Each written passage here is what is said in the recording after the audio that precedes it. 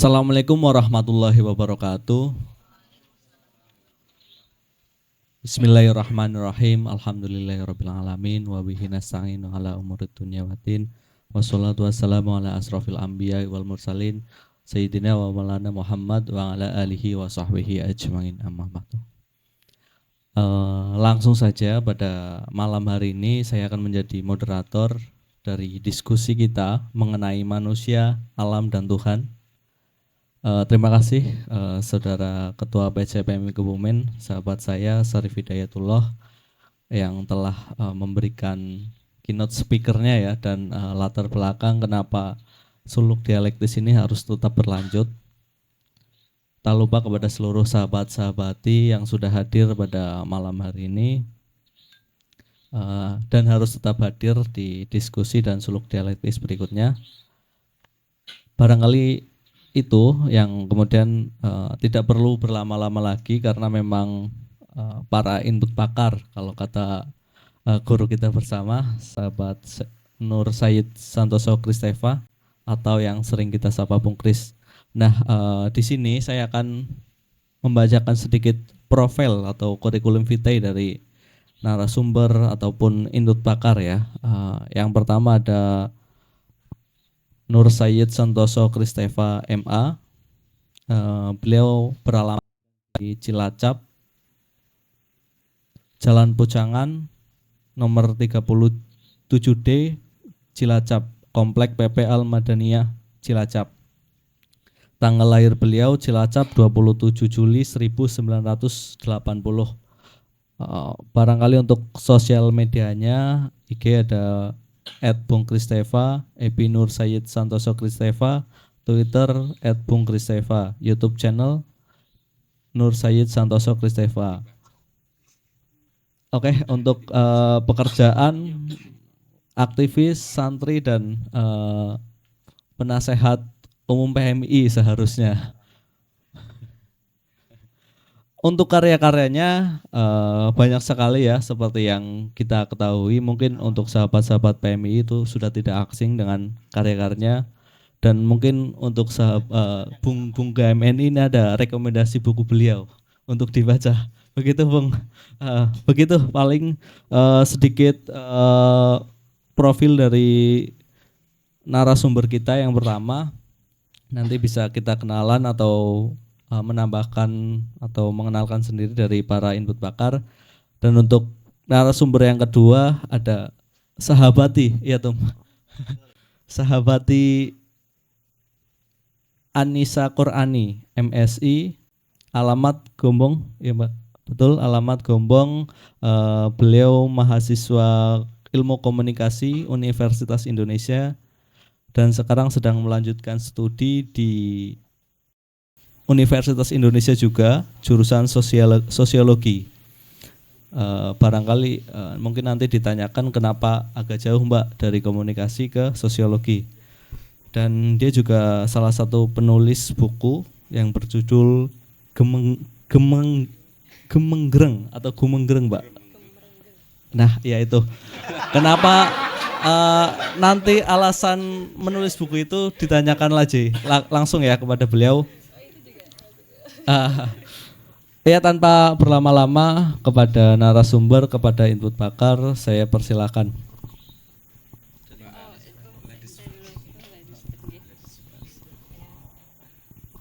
Ya, terima kasih Gus Saiful. Tapi pasti lagi curi dengar ya Mas. Kayak aku nggak bagi-bagi biodata soalnya. Oke. Oh, grogi Mas. Enggak apa-apa, ini kader-kader se-Indonesia ini kan. Ngeri. Ya. Biar lihat presentasinya nih. Ya enggak apa-apa. Tak kasih info dulu anak-anak. Baik, langsung aja. Assalamualaikum warahmatullahi wabarakatuh. Ya. Ya, oke. Bismillahirrahmanirrahim. Selamat malam teman-teman semuanya.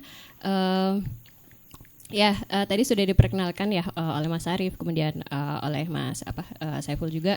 Nama saya Anissa Qurani, teman-teman bisa panggil saya Nisa. Ya, namanya cukup umum. Dulu waktu SMP ada 5 orang namanya Anissa, akhirnya sama guru dibagi sekelas satu. Jadi sekelas dibagi satu Nisa gitu. Jadi ya ketemu juga Mbak Nisa hari ini. Udah lama aku nggak ketemu sama orang yang namanya sama. Akhirnya alhamdulillah hari ini bisa ketemu lagi ya dengan sama-sama namanya Nisa. Oke, ya mungkin sedikit agak koreksi betul. Saya dulu sekolahnya di komunikasi, di jurnalistik, angkatannya gak usah disebutkan ya, angkatannya udah lama. Intinya dari komunikasi sebenarnya belajarnya jurnalistik, tapi terus akhirnya nggak jadi jurnalis karena waktu itu belajarnya jurnalisme cetak. Dan waktu itu pas kebetulan di semester di mana saya harus magang itu pas zamannya konfliknya siapa ya? Yang dulu tuh pokoknya presiden sama wakil presiden yang nggak kepilih terus mengajukan gugatan ke MK. 2000 bukan 2014 apa ya? Wah, ketahuan kan ya angkatannya. Ya, jadi di situ saya diminta untuk meliput itu, terus bertepatan dengan masa Lebaran. Jadi selain meliput sengketa pemilu di MK, juga meliput kenaikan harga cabai itu sama arus mudik. Nah, alhasil tipes. Akhirnya memikirkan kembali jalan hidup, benarkah aku harus menjadi jurnalis? Terus lulus pun akhirnya karena belajarnya selama ini jurnalisme cetak, kemudian ketika lulus semuanya jadi .com, waktu itu 2015 semuanya jadi .com, terus jadi hilang arah. Gitu. Ini kenapa jurnalistik jadi seperti ini gitu. Kemarin yang ku pelajari bukan kayak gini gitu. Dan gajinya juga sedikit jadi nggak jadi. Udah switch karir ya, ganti karir aja. Dan setelah itu selalu saya banyak bekerja di lembaga-lembaga non pemerintah. Jadi lebih banyak bekerja bersama dengan komunitas di berbagai kota, berbagai daerah. Salah satunya juga di Gombong. Saya asli Gombong. Tapi waktu itu sempat dari 2017 sampai 2000 sekitar sebelum corona itu bekerja dengan Rumah Marta Tilaar. Mungkin teman-teman ada yang tahu Rumah Marta Tilaar di Gombong. Saya pernah bekerja di situ sebagai program officer, mengelola kegiatan-kegiatan pemberdayaan masyarakat sekaligus riset, dan salah satunya adalah membuahkan buku Gemrenggeng. Jadi Gemrenggeng itu kayak tahu gak sih kayak suara-suara yang gerenjem gimana itu Gemrenggeng gitu. Nah, itu adalah sebenarnya asal mula dari nama desa di Karanganyar ya, Grenggeng namanya. Nah, dulu saya observasi dan riset soal anyaman pandan. Jadi kalau teman-teman ke Grenggeng sekarang kalau misalnya mereka teman-teman nanya sejarahnya anyaman pandan, kemudian sekarang ekosistem anyaman pandan seperti apa, mungkin mereka akan memberikan buku itu sebagai referensi. Nah, itu adalah dulu hasil kerja-kerja kami di Rumah Marta Tilaar. Seperti itu. Nah, kemudian setelah itu, mungkin ini sedikit konteks saja ya, cerita agak riwayat biodata, biar teman-teman mungkin nggak bingung kayak yang ngomong di depan tuh siapa, sebagai apa gitu. Nah, jadi setelah itu kemudian saya banyak bekerja bersama dengan komunitas-komunitas di bidang lingkungan, tapi kebanyakan di Jakarta. Dan secara profesional di sebagai monitoring dan evaluasi di isunya adalah isu literasi, jadi bekerja bersama dengan Perpustakaan Nasional, tapi bukan sebagai PNS, tapi sebagai bagian dari konsultan program. Seperti itu, selama 3 tahun, 4 tahun bekerja di data, berhubungan dengan data, sambil juga meneruskan sekolah di S2, sama-sama di UI juga, ngambilnya jurusannya sosiologi. Gitu, karena saya ngerasa ketika setelah lulus dari jurnalistik saya bisa menulis, tapi apa yang mau saya tulis gitu, karena ternyata yang saya kuasai waktu itu adalah ilmu teknis gitu, tapi untuk menulis apa itu adalah sesuatu yang harus ada isinya gitu kan, dan saya waktu itu tidak punya pisau analisis untuk melihat sesuatu, bahkan untuk berpihak gitu. Kalau misalnya saya harus menulis apa yang mau saya tulis, saya harus berpihak ke siapa gitu kan, apalagi dengan pengalaman saya meliput waktu itu sengketa di MK, meskipun sebagai anak magang di situ sangat kelihatan gitu bahwa keberpihakan adalah sesuatu yang sangat penting gitu. Dan waktu itu saya masih tidak punya ilmu, tidak punya dasar kepada siapa saya harus berpihak, dengan berpihak seperti apa, dan ke arah mana keberpihakan itu kemudian ditujukan. Nah, akhirnya saya melihat bahwa sosiologi adalah salah satu cabang ilmu yang bisa memberikan pisau analisis untuk itu. Sehingga saya masuk ke sana. Saya masuk, kemudian setelah selesai saya lebih banyak bekerja, yang nggak nyambung sih kerjaannya ya. Lulusannya sekolahnya komunikasi, kemudian sosiologi, tapi untuk secara profesional saya ngurusin data. Gitu. Jadi ya otaknya agak dibalik-balik gitu. Tiba-tiba kalau di kerjaan saya ngurusinya Excel. Jadi makanya Excel, data-data, angka-angka gitu, dan beberapa aplikasi-aplikasi perdataan lah ya gitu. Dan saat ini saya aktif di salah satu lembaga internasional yang pusatnya di Belanda, tapi di sini sebagai Global Impact Measurement. Jadi pengukuran dampak. Jadi pengukuran dampak lingkungan. Jadi itu bidang kerja saya saat ini. Seperti itu. Jadi mungkin susah ya nyambunginnya gimana lulusan komunikasi, habis itu sosiologi, terus ngurusin data, tuh sekarang data dampak lingkungan gitu. Ya tapi mungkin ini juga salah satu, boleh di ini Mas, kenapa akhirnya saya tertarik buat ditawarin Mas Syarif ketika kita ketemu di Gombong sama Mas Luki juga tuh untuk sharing-sharing tentang waktu itu dimintanya requestnya ekofeminisme. Itu waktu itu aku juga ekofeminisme apa ya gitu. Nah akhirnya saya mulai cari-cari juga. Nah di sini saya kira ada hubungannya dengan bagaimana perjalanan pendidikan dan karir saya secara profesional gitu, yang mungkin terlihat tidak nyambung gitu. Tapi karena saya quotes ini salah satu yang akhirnya membuat semuanya jadi make sense atau jadi masuk akal. Yaitu to define is to limit gitu. Untuk mendefinisikan sesuatu itu ternyata membuat kita memahami sesuatu sekaligus untuk membatasi. Gitu kan. Oke, ketika saya ditanya, "Kamu apa sih, Mbak?" gitu. "Oh, kamu apa?" gitu. Bingung. Sebagai apa gitu ya, bingung juga gitu. Karena saya nggak pernah membatasi apa yang saya pelajari, apa yang saya alami, apa yang saya kerjakan gitu. Sepanjang semuanya itu adalah hal-hal baik, tidak bertentangan dengan consciousness atau kesadaran moral saya, lakukan gitu. Karena semua ilmu intinya bisa dipelajari. Jadi intinya perjalanan dari saya komunikasi sampai ke sekarang sebenarnya itu adalah perjalanan untuk mengisi apa yang bolong. Gitu. Ketika hari komunikasi saya bisa menulis tapi saya tidak tahu menulis apa, maka saya belajar untuk bisa menulis apa. Saya belajar sosiologi. Ketika saya belajar sosiologi, bekerja dengan masyarakat, di situ saya kemudian bingung, akhirnya ini kenapa terjadi seperti ini lingkungan. Ketika bekerja dengan isu lingkungan, saya nggak ngerti isunya akan seperti apa, akhirnya saya mulai mendekat ke pekerjaan-pekerjaan yang di situ ada isu lingkungan gitu. Dan kemudian akhirnya kenapa bekerja dengan data, karena saya perlu dari situ saya membutuhkan, karena cara berpikir saya adalah berdasarkan fakta-fakta objektif yang bisa saya lihat gitu, sehingga data menjadi terasa dekat gitu dengan saya, meskipun mungkin bukan lulusan matematika, bukan lulusan IPA gitu ya, jurusan-jurusan yang STEM gitu, tapi ternyata data adalah sesuatu yang akrab gitu dengan saya, dan itu bisa dilakukan. Jadi isinya adalah untuk mengisi itu. Pun yang mau saya share sama dengan teman-teman PMI dan teman-teman yang lain, saya sangat senang ya bisa berkesempatan ketemu sama teman-teman di sini, adalah tentang perjalanan berpikir gitu kali ya. Mungkin perjalanan refleksi, perjalanan berpikir yang barangkali nanti ketika saya sharing, kok kayaknya nih kayak pemikirannya si ini, kayak pemikirannya si ini, tapi kok ketika mau, oh pemikirannya ini kan harusnya kayak gini, tapi saya nggak kayak gitu gitu. Nah jadi saya cuma ngambil apa yang dari yang saya baca, dari yang saya alami, dari yang saya dengar, kemudian direfleksikan ke dalam apa yang saya alami, dan akhirnya menjadi buah pemikiran seperti itu. Nah, ini to define is to limit gitu. Seperti kalau saya berangkat dari request tema adalah ekofeminisme gitu. Saya juga nggak terlalu yakin ekofeminisme apa, dan saya juga nggak terlalu ingin melihat ekologi dari sisi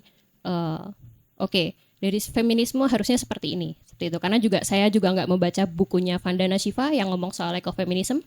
Gitu. Saya juga nggak secara mendalam mempelajari feminisme, mungkin dari Simone Beauvoir atau pemikir-pemikir feminis yang lain. Gitu.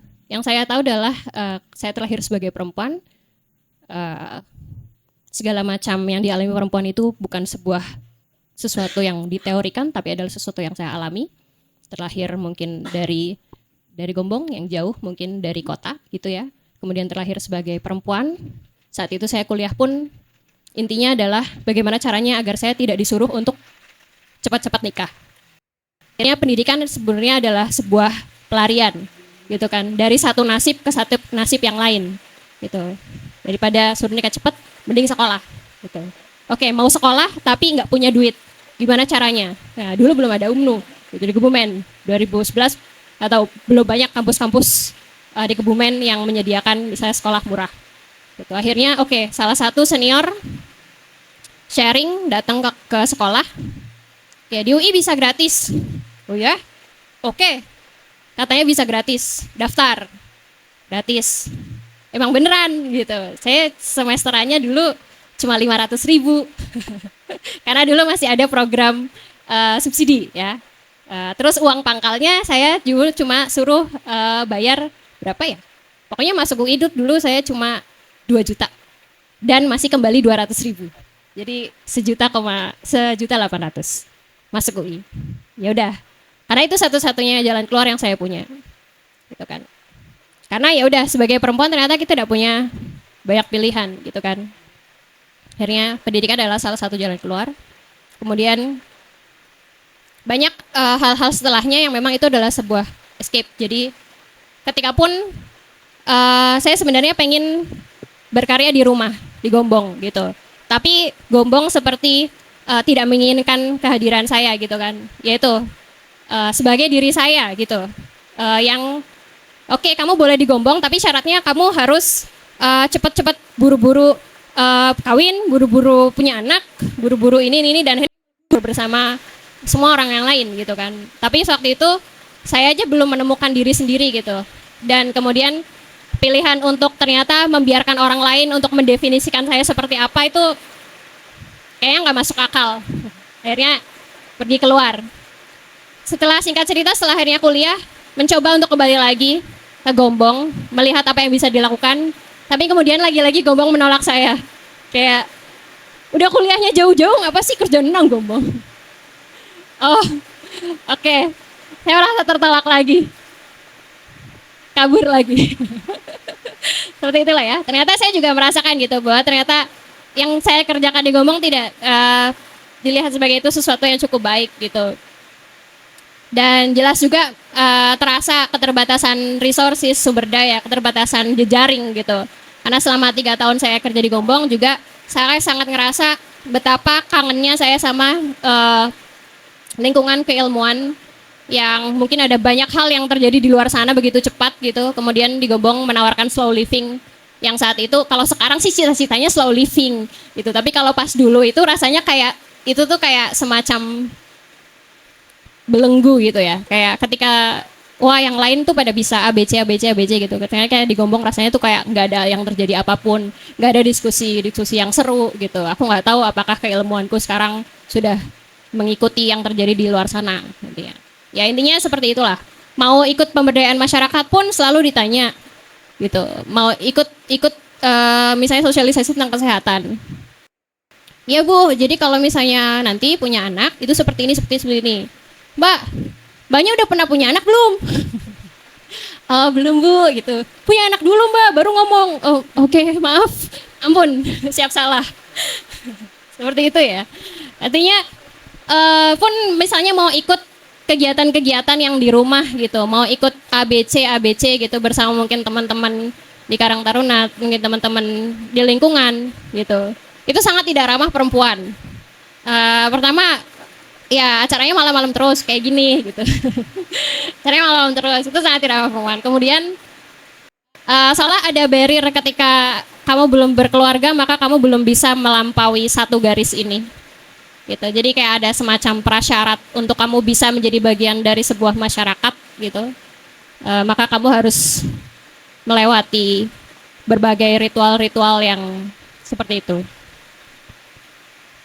Ya akhirnya sebagai perempuan waktu itu saya merasa powerless itu untuk bisa melakukan apapun, sehingga pergi keluar adalah satu-satunya jalan saya bisa mendapatkan power itu kembali, dari segi pendidikan, kemudian dari segi resources dan network di situ. Nah, akhirnya saya kembali. Jadi sebenarnya saya tidak bisa mendeskripsikan dia ya. Apalagi kalau misalnya kita ngomong feminisme itu seperti apa, saya tidak mau membingkai apa yang mau saya sampaikan sebagai sudut pandang, ini loh sudut pandang feminis itu seperti ini, kayak gitu enggak. Karena saya sendiri yang pertama tidak mendalami feminisme, yang kedua saya tidak mau, karena ketika kita mendefinisikan, oke, feminisme terus kayak gini, nanti ya dengan mudah langsung, karena pemahaman kita kan beda-beda ya, oke, dalam kepala kita pemahaman tentang feminisme bisa jadi berbeda-beda. Feminisme nggak kayak gitu, feminisme kayak gini gitu. Akhirnya perdebatannya itu beralih, ini feminisme atau bukan, daripada apa yang sebenarnya disampaikan gitu. Sehingga saya tidak mau membingkai sharing ini dalam kerangka ekofeminisme seperti apa. Jadi yang di sini yang mau saya sampaikan adalah hasil dari pengalaman kerja saya dan pengalaman pertemuan saya dengan orang dan membentuk pemikiran yang mau saya bagikan. Oke, mungkin boleh berikutnya, Mas. Iya. Nah, oke. Sebenarnya hal yang, ya terima kasih.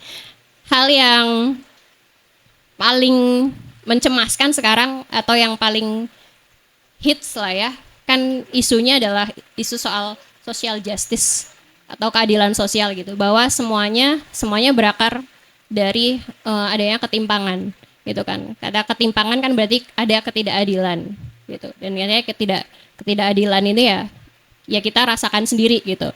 Mungkin ada orang yang bisa ketika bosen kemudian, atau misalnya ketika banjir gitu, rumahku banjir ya udah nginep di hotel, rumahku mati lampu nggak tahan mati lampu 8 jam, gue akhirnya nginep di hotel gitu.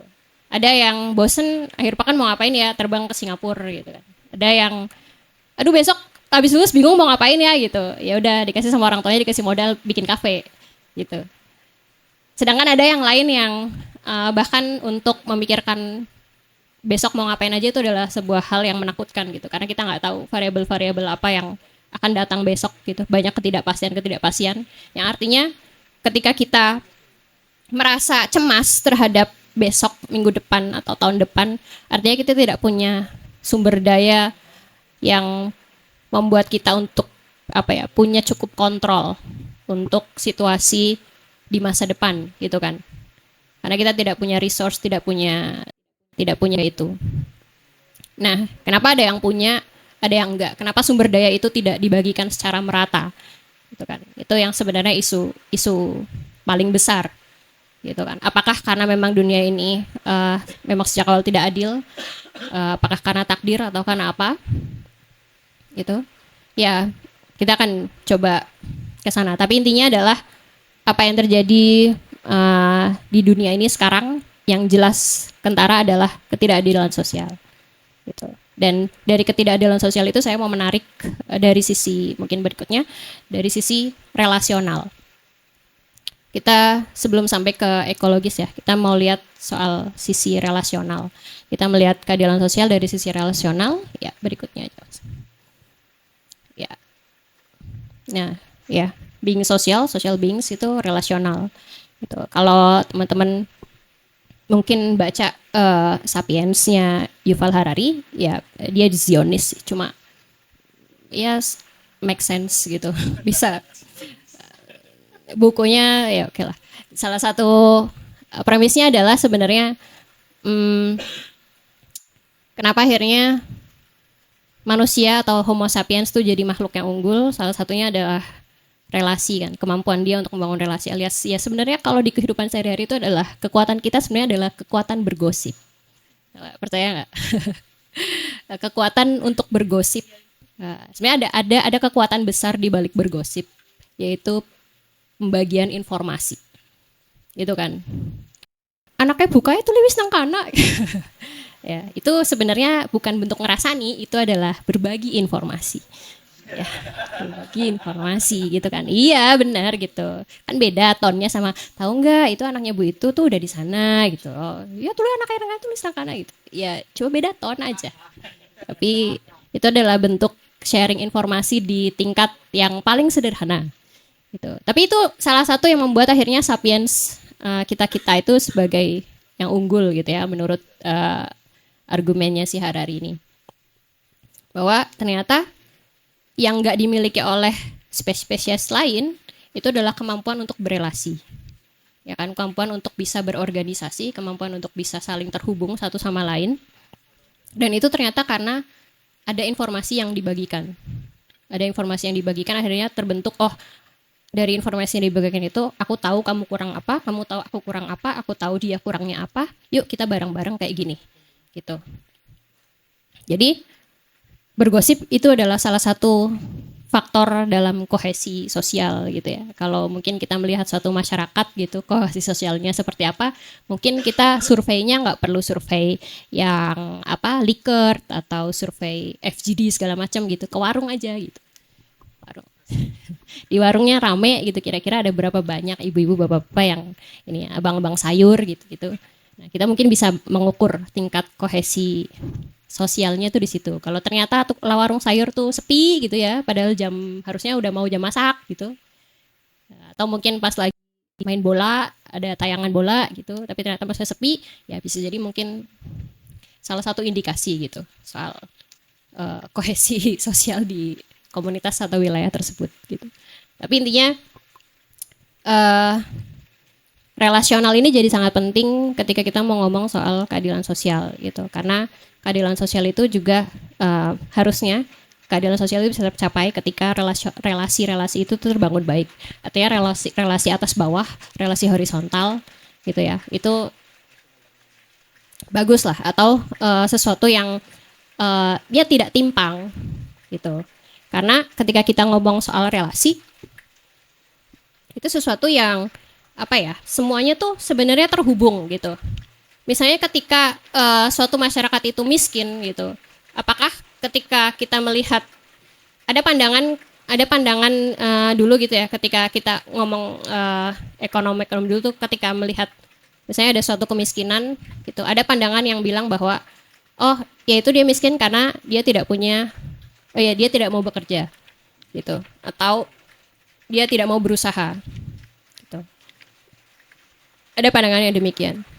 Tapi kemudian ketika kita melihat dari sisi relasional gitu ya, jangan-jangan dia miskin ya karena dia tidak punya resource atau tidak punya sumber daya untuk bisa mencapai atau mengakses sumber daya yang lain yang membuat dia berdaya gitu kan. Mungkin dari segi pendidikan, akses pendidikan, atau akses kesempatan, itu juga ternyata sesuatu yang berpengaruh gitu terhadap tingkat ekonomi seseorang gitu kan. Artinya ketika sosiologi itu kan, kalau kata Mills itu adalah kita bisa membayangkan apa yang terjadi dari hal-hal diri kita dan kemudian menghubungkannya dengan situasi-situasi eksternal yang di luar diri kita.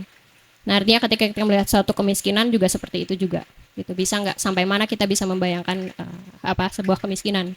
Kalau dari buku The Broken Ladder-nya Kit Payne, itu dia bilang kemiskinan itu sesuatu yang sangat-sangat jahat, karena bukan hanya dia itu membuat deprivasi atau ya kita nggak bisa mengakses sumber daya, tapi kita juga jadi itu melimit atau membatasi imajinasi kita terhadap kehidupan seperti apa yang bisa kita akses atau bisa capai gitu. Jadi ketika orang misalnya miskin gitu, dia hanya bisa bertahan dari satu hari kemudian ke hari yang lain, dia udah nggak mungkin bisa tuh diajak ngobrol soal hal-hal yang lebih dari itu gitu, atau mungkin dalam bentuk-bentuk kehidupan yang lain. Ini kita bisa loh kalau seandainya sistem politik kita tuh diganti tuh gini nggak bisa gitu, karena ya imajinasi yang tercipta dari limitnya sumber daya itu adalah imajinasi survival, imajinasi bertahan hidup gitu, untuk bisa bertahan hidup dari satu hari kemudian hari berikutnya gitu. Ya karena itu tadi kita tidak punya sumber daya yang cukup untuk membuat kita punya power atau punya kontrol sampai titik tertentu terhadap gitu. Sehingga ya imajinasi, yaitu yang paling jahat dari kemiskinan sebenarnya adalah itu, melimit imajinasi kita gitu kan. Ada yang bilang bahwa kalau kamu bekerja keras maka kamu harusnya bisa kaya. Kalau kamu bekerja keras, kalau kamu mau belajar, harusnya kamu bisa pinter gitu. Dan ketika kamu pinter, makanya harusnya kamu punya kehidupan yang lebih baik gitu. Yaitu biasanya kita melihat itu dari teman-teman yang mungkin mengkampanyekan merit system gitu ya. Merit system itu kan sebenarnya dari ya siapapun yang memang punya kemampuan, dia yang berhak mendapatkan suatu jabatan atau suatu posisi gitu kan. Nah, jadi banyak juga nih yang akhirnya menggaung-gaungkan ya udah pakai sistem merit gitu. Siapa yang berhak untuk misalnya punya jabatan tinggi, gaji sekian, apa segala macam itu by merit gitu. Termasuk juga soal pemerintahan. Tapi kita jarang bisa membayangkan untuk bisa mencapai sistem merit itu, orang itu startnya itu nggak sama gitu. Ya kan? Sistem merit system itu baru bisa bekerja kalau ini dari bukunya Michael Sandels, judulnya The Tyranny of Merit. Itu dia bilang bahwa keadilan sosial itu nggak bisa dicapai juga dengan merit system. Karena startnya orang tuh udah beda-beda gitu. Oke. Ada yang startnya dari 0, ya bagus kalau startnya dari 0 gitu. Tapi ada banyak juga yang startnya itu dari minus, gitu kan. Artinya pun ketika kita memasuki pendidikan yang sama, jenjang pendidikan yang sama, itu kita berasal dari start yang berbeda.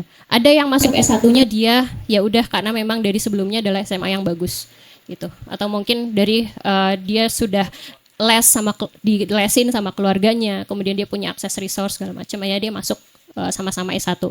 Tapi ada juga yang dia masuk S1 karena dia udah berdarah-darah untuk bisa masuk S1 doang gitu. Artinya ketika merit system dilihat sebagai ya udah kamu harus ya siapapun yang punya ilmu, siapa yang punya kemampuan gitu, maka kamu yang berhak mendapatkan suatu jabatan, gaji dan lain sebagainya. Yaitu artinya kita menolak melihat lebih jauh gitu ya. Ya bagus gitu merit system, tapi merit system itu nggak bisa berdiri sendiri gitu. Dia harus ada di atas sistem jaringan pengaman sosial dan ekonomi yang juga adil gitu. Bahwa ketika ada orang yang mungkin menggunakan seluruh harta keluarganya untuk S1 gitu ya, dia cenderung nantinya ketika dia akan lulus, gimana caranya ketika setelah dia lulus, dia harus segera mendapatkan pekerjaan gitu kan. Karena apa? Dia nggak punya jaring pengaman ketika dia gagal. Ketika dia gagal, maka seluruh keluarganya juga akan jatuh. Karena dia menggunakan semua sumber daya keluarganya untuk pendidikan. Beda dengan yang mungkin keluarganya sudah punya sumber daya. Gitu. Ketika keluarganya sudah punya sumber daya, maka dia lebih punya banyak pilihan. Oh, aku mau coba jadi penyiar, aku mau coba jadi model, aku mau coba jadi... Ada banyak pilihan-pilihan impian yang bisa dia explore. Kenapa? Karena ketika dia gagal, ya nggak apa-apa, jatuhnya nggak sakit. Gitu. Karena jejaring pengaman sosial di bawah, dia sudah memadai gitu. Beda dengan yang lainnya. Ya artinya sebenarnya disinilah akhirnya harusnya negara berperan kan untuk menciptakan jejaring-jejaring pengaman sosial ini sehingga startnya orang itu seenggaknya nggak jomplang banget startnya. Gitu. Orang tuh nggak perlu untuk sampai garis start doang. Ada yang tinggal masuk, ada yang udah berdarah-darah gitu. Cuma untuk mencapai garis start yang sama. Gitu. Makanya harusnya di sini apa yang harus hadir gitu kan untuk bisa menjamin bahwa ketika start yaitu dia dalam kondisi yang nggak jomplang gitu. Makanya kalau karena ini saya banyak bekerja dengan NGO gitu ya di pemberdayaan masyarakat, kita boleh berikutnya Mas dilihatnya. Saya sampai jam berapa ya ini? Kadang-kadang kalau ngomong mah gak ada berhentinya. Belum nyampe kalau gitu ya. Oke. Ya ini cuma sekilas aja ya. Ketika kita ngomong social justice tuh yang kayak apa gitu. Teman-teman bisa lihat di bagian inequality gitu. Ya pohon buah ini ibaratnya adalah kesempatan gitu kan. Kesempatan, resource ya. Inequality itu berarti unequal access to opportunities. Jadi ada dua anak pohonnya miring gitu. Ada dua anak yang ada di bawahnya. Siapa yang kira-kira dapat buah lebih banyak? Yang ada anak yang dia berdiri di bawah pohon ya miring, searah miringnya si pohon itu kan. Nah, kemudian inequality kayak gini ya, ketimpangan gitu. Kemudian ketika kita bicara soal equality perkembangan keilmuannya kemudian jadi equality. Ya udah yang penting semuanya tuh punya alat dan resource yang sama gitu. Tapi kemudian kayak gini, ternyata pohonnya tuh masih miring gitu. Meskipun sama-sama dua-duanya dikasih tangga, tetap aja satu-satunya nggak dapat kan, satunya nggak dapat. Gitu. Kemudian ketika kita bicara soal kemudian berkembang lagi, oke, nggak cukup equality, kita harus equity gitu. Toolsnya atau alatnya tuh harus di custom, gitu, harus di custom. Terus untuk mengidentifikasi kamu tuh butuhnya apa. Nah ini biasanya nih dari sistem-sistem partisipatif nih, biasanya dia di sini di equity ini. Untuk program-program pemerintah berarti harus memikirkan si dia ini butuhnya apa, gitu kan. Oke, di sini kita bicara tentang equity.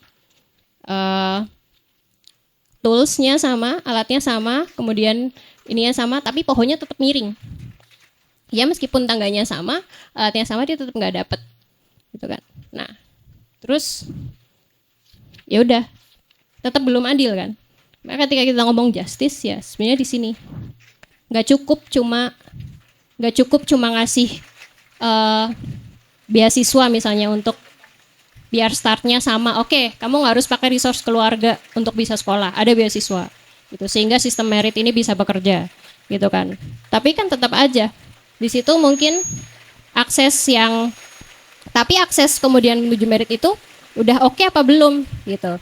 Nah, sistem merit itu di sini dia baru bisa bekerja ya ketika pohonnya tuh yang kita kerjakan itu bukan cuma menerima bahwa pohon itu miring, tapi dan akhirnya mencari cara gimana orang-orang di bawah pohon miring itu bisa mendapatkan buah yang sama, tapi gimana caranya juga membuat pohon itu tuh nggak miring gitu. Pohon itu tuh ibaratnya ya sistemnya gitu. Nah selama ini kita ngomonginnya selalu di inequality, equality gitu. Tapi jarang bicara tentang justice-nya gitu. Bagaimana sistemnya itu bisa diandalkan sehingga siapapun yang bekerja keras, siapapun yang berupaya itu punya kesempatan yang sama. Gitu. Nah di sini kita ngomong justice. Nah kemudian baru kita coba masuk ke berikutnya aja. Ke ini ya. Tapi bisa nggak sekarang tadi contohnya adalah contoh misalnya akses ke pekerjaan atau pendidikan gitu ya.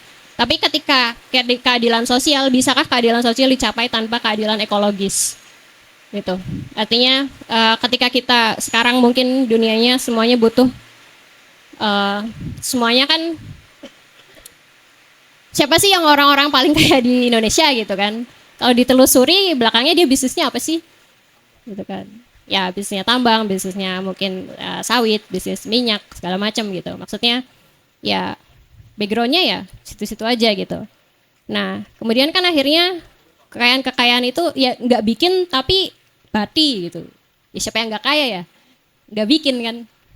Yang nggak bikin minyak gitu, nggak bikin apa batu bara gitu. Tapi bati loh ya. Siapa yang nggak kaya gitu? Nggak bikin tapi dapat gitu. Artinya kan itu juga sesuatu yang nggak adil. Apalagi ketika akhirnya itu kekayaan itu tidak terdistribusi gitu kan ke yang lain. Meskipun sekarang slogannya adalah mungkin ya sawit hijau, tambang, ya kayak gitu. Tapi maksudnya ya itu sama aja gitu.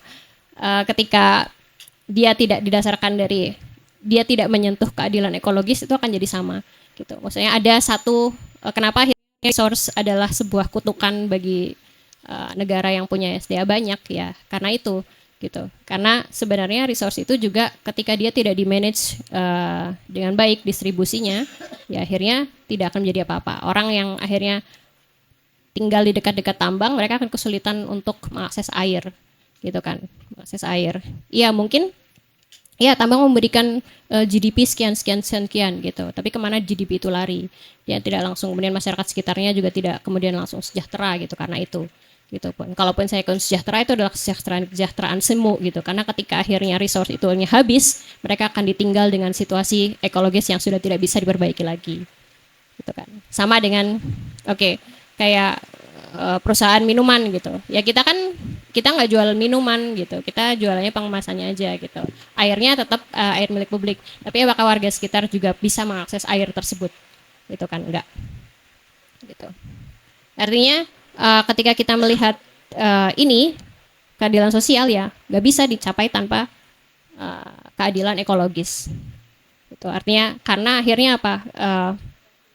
Ada banyak kalau teman-teman mungkin baca buku ya entah itu riset Indonesia atau mungkin Indonesia Ring of Fire kayak gitu ya. Ada banyak contoh-contoh di mana masyarakat lokal itu sebenarnya sudah punya sistem hidup yang sudah established gitu ya.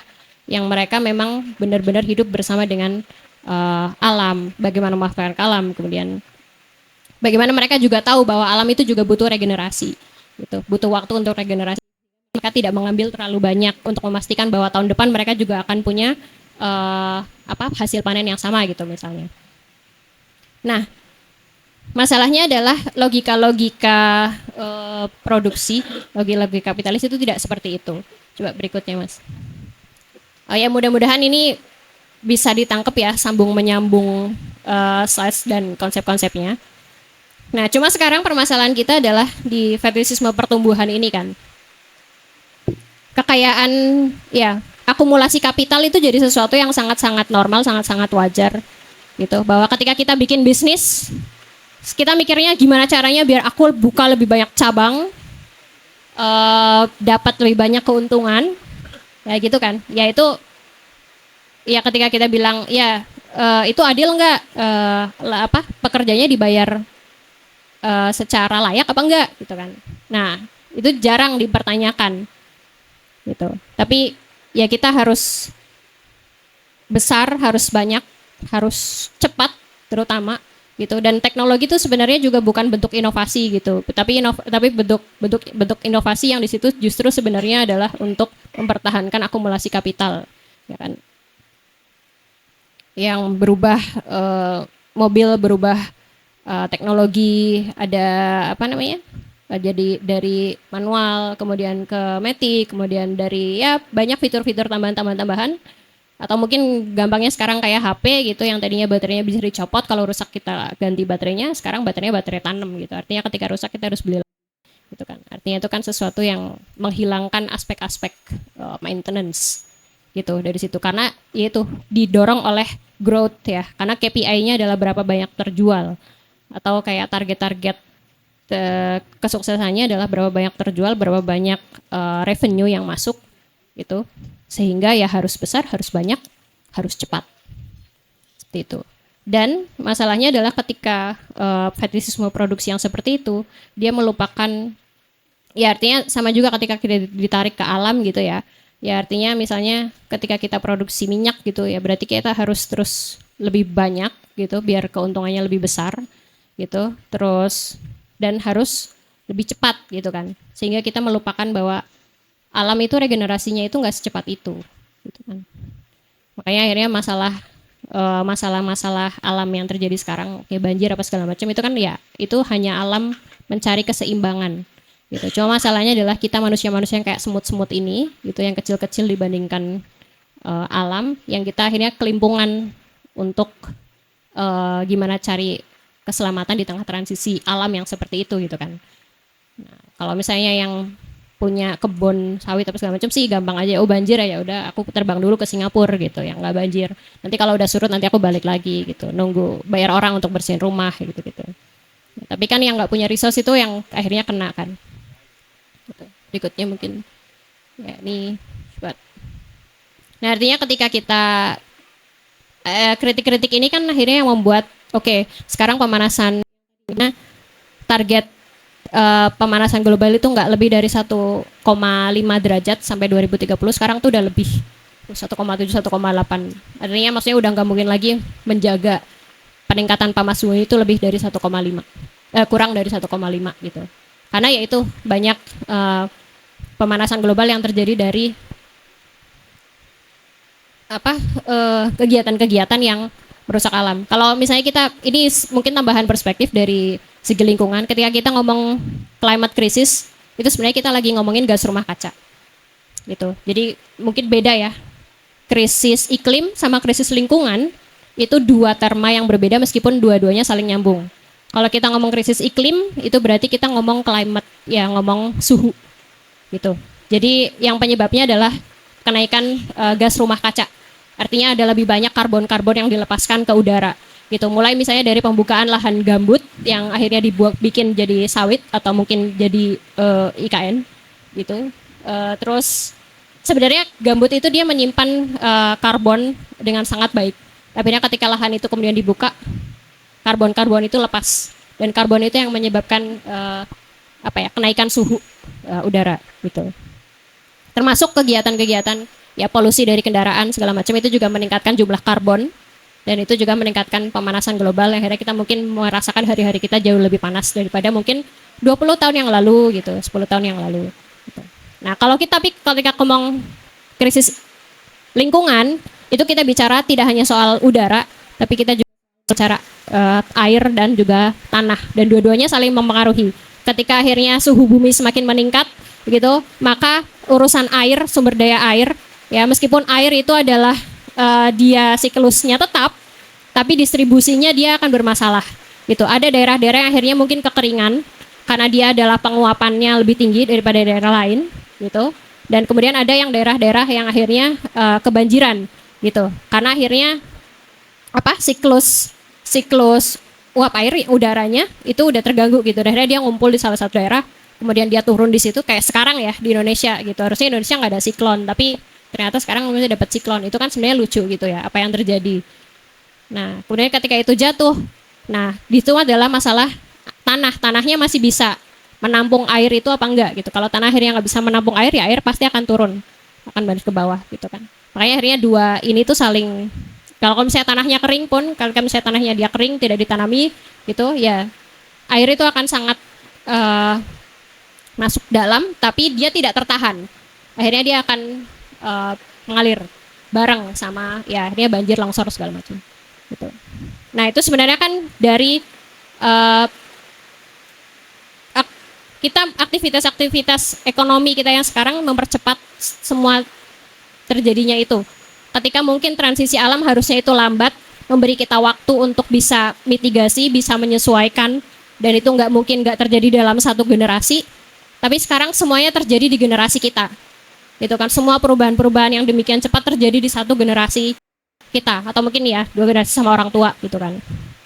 Ya artinya sekarang yang kita miliki adalah ekonomi yang selalu ingin bertumbuh gitu. Kita harus menjual lebih banyak, memproduksi lebih banyak, punya revenue lebih banyak gitu.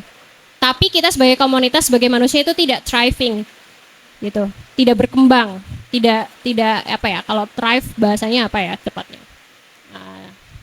Ya berkembang berkembang dalam arti positif gitu ya.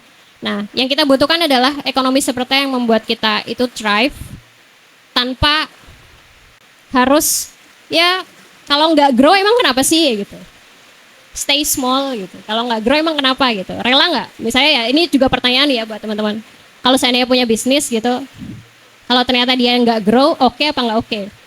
Nah, ketika mungkin jawabannya adalah ya enggak, harus jadi gede, gue harus bisa beli ini itu dari bisnis ini. Ya berarti ya itu salah satunya kenapa kita menjadi seperti ini sekarang.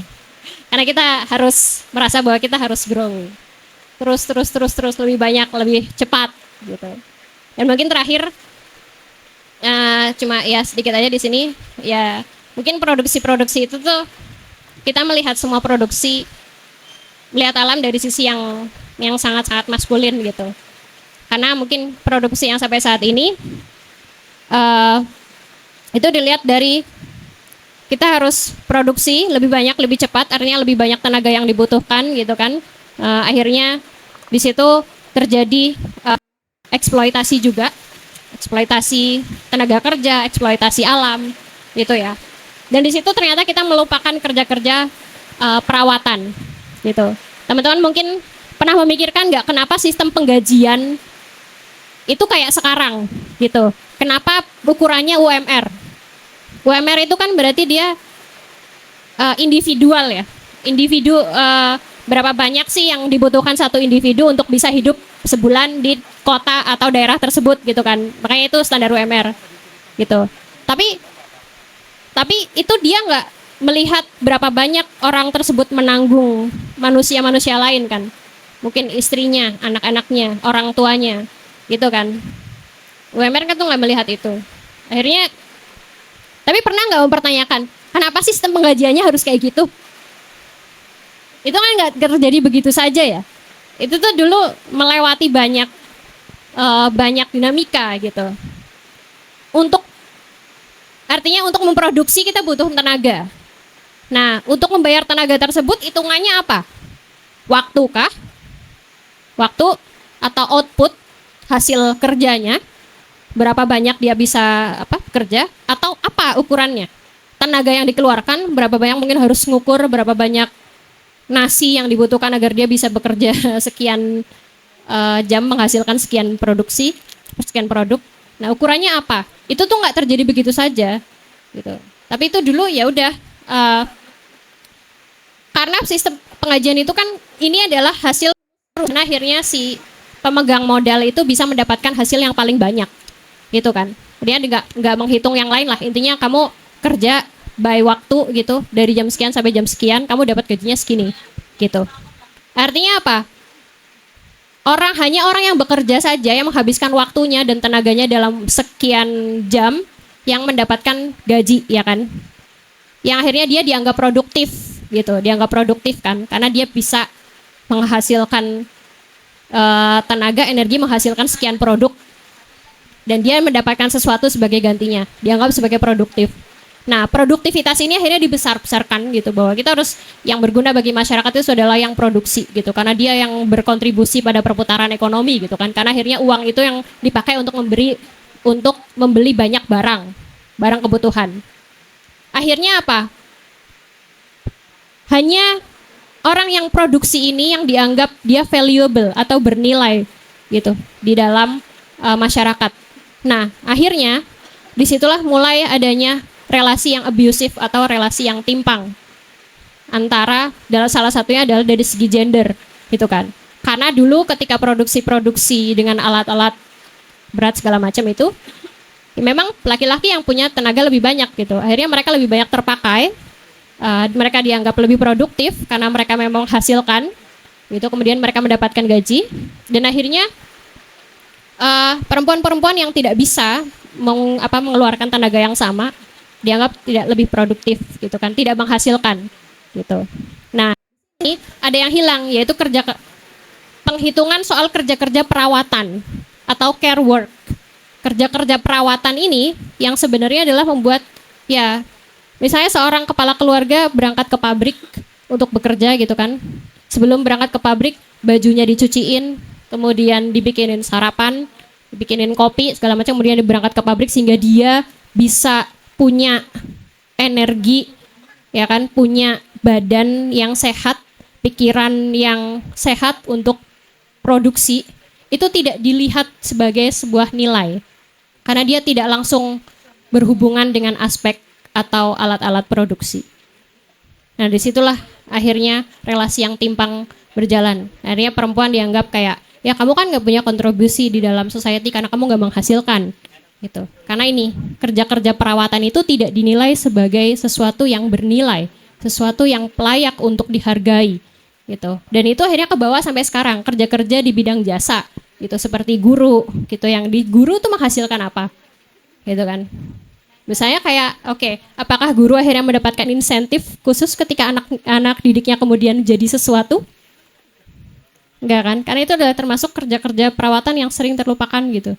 Termasuk juga kerja-kerja di bidang jasa yang lain yang sifatnya adalah maintenance ya, care work gitu.